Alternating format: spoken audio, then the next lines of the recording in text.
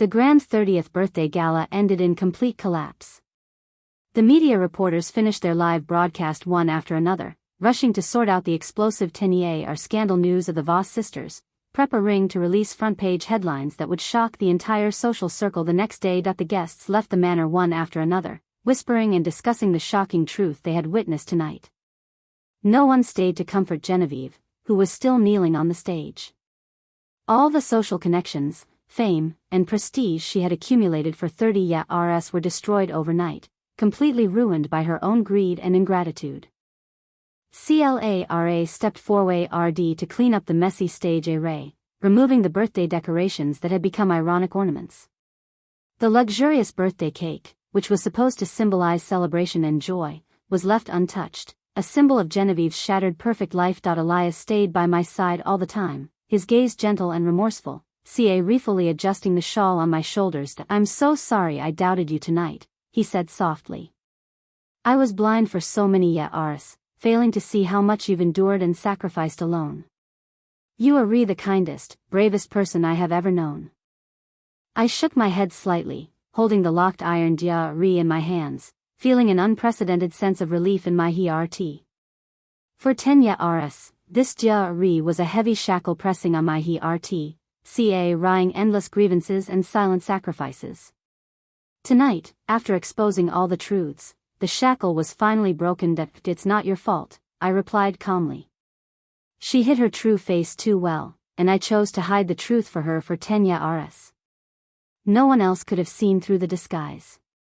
Mrs. Hale walked over to me, her eyes full of admiration and apology. Child, I have misunderstood you for many years.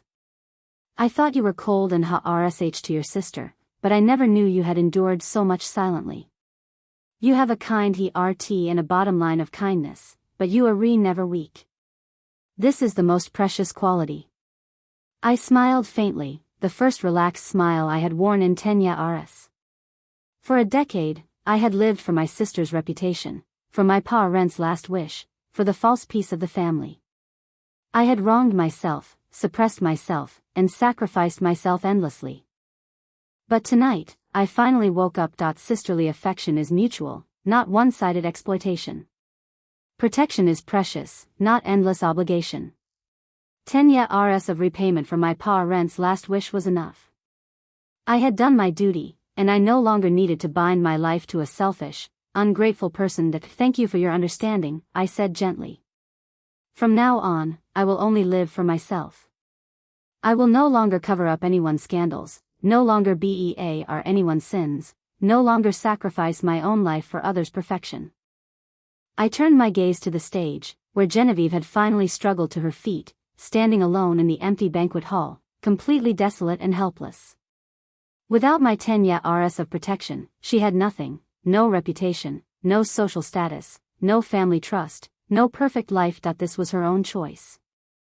She chose betrayal over affection, greed over gratitude, frame up over tolerance. She abandoned the 10 years of shelter I had given her, so she deserved the ruin she faced tonight. Clara returned after finishing the cleanup and reported softly, Miss Serafina, all evidence has been sorted and backed up.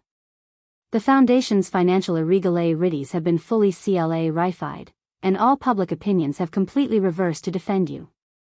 The lawyer has been contacted to prepare a formal lawsuit against Genevieve for defamation and financial fraud.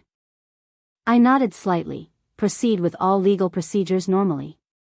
Let her bear all legal responsibilities for her crimes. No more mercy. No more tolerance. 10 years of kindness ended with her final betrayal. I held the old locked diary tightly in my hand. It was no longer a career of suppressed secrets, but a certificate of my 10 year growth and final liberation. I had hidden her scandals to protect her, but she forced me to unlock the truth to save myself. The 10 year chapter was finally closed. From tonight on, I walked out of the shadow of endless sacrifice, bid farewell to the one-sided sisterly bond, and ushered in my own bright, free new life. The birthday party that was supposed to celebrate her perfection became the turning point of my rebirth. She lost everything she had gained through my protection, while I regained my dignity, my reputation, and my life. Sometimes, Tenya rs of silent protection cannot wa rm a cold he rt. But one decisive awakening can save a lifetime of wrong persistence.